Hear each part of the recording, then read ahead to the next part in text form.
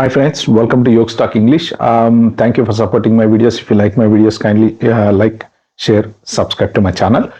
I just want to give you some important information as I was coming across with this particular news article that 3 Indians have been deported from Abu Dhabi airport.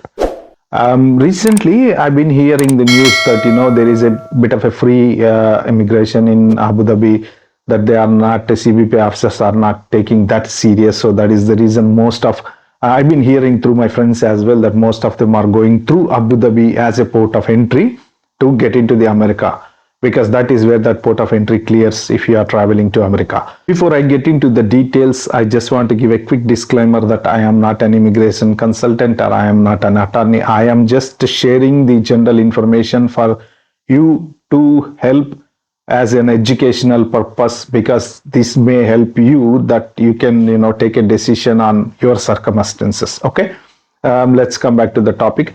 As per the news article comes on June 23rd, 3 Indians are deported from Abu Dhabi port of entry because of that they have an extended stay in India, which is outside of the United States for more than 60 days. One person stayed 3 months, one person stayed more than 2 months. Around 3 people they have deported, but these 3 people have requested them that they will self-deport themselves instead of this stamp as a deport, because this may help them that in case if you want to come back to the United States, that helps you if you withdraw your petition and then self-deport yourself.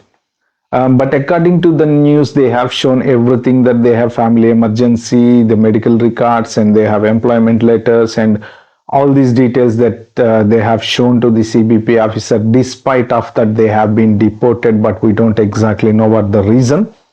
Is it a real or not that they have employment or they don't have the employment? Sometimes they may deny you because if you don't have an employment, obviously that is their right. If you don't have an employment, you cannot travel to United States. So generally, as per some news articles from 2001, there was a ruling that CBP officer has a right to take a decision which we cannot go and contradict with him, and we cannot take him or drag him to the court, because they have the final authority to let you in United States.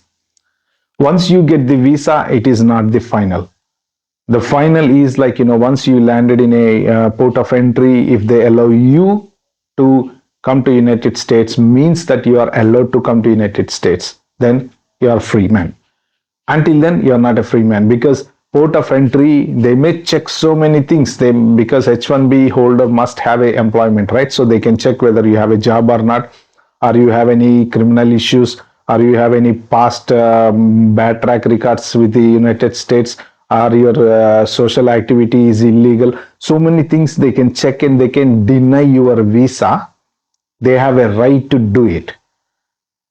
If at the port of entry, if they deny your visa, or they cancel, or they revoke, or they anything, they go against your visa, that you cannot argue with them, and you cannot even file a case against them, because that you are not in a United States. If you are physically exist or available in United States, obviously you can check with any attorney or file a case, or go to the court, and you can proceed. But because it happened at the port of entry, that means it's done. So that's what, to my knowledge, but check with your attorneys. So what my best suggestion based on this particular incident is, like, if any of you are on a H1B or overstaying in India, or went for a family emergencies, make sure you have enough documentation to cover yourself when you go back to the port of entry, to say that I have been living in India for these reasons. If there is any reason that which you cannot prove to the port of entry CBP officer, obviously they will probably deport you or maybe deny you. So based on your circumstances. Okay friends, this is a very important information, that any H1B holder definitely should not stay outside United States longer than, generally this 60 days rule is applicable in America. If you lose your job within the 60 days, that you have to find a job. If not, you have to leave the country. But living outside United States, I don't think this 60 days rule is applicable, but there may be something else, some other reason behind these 3 people was deported. until the full details or news comes in, we cannot really judge or talk anything about this particular incident. So I just want to bring this highlight in you so that any of you maybe having issues like this going back home, don't stay longer than 15, 20, 30 days. If you try to avoid going to India, you better avoid it. But in case if you have to go, but try to stay minimum duration so that you won't have any issues when you come back. Okay, friends, if you like this video, kindly like, share, subscribe to my channel. Thank you.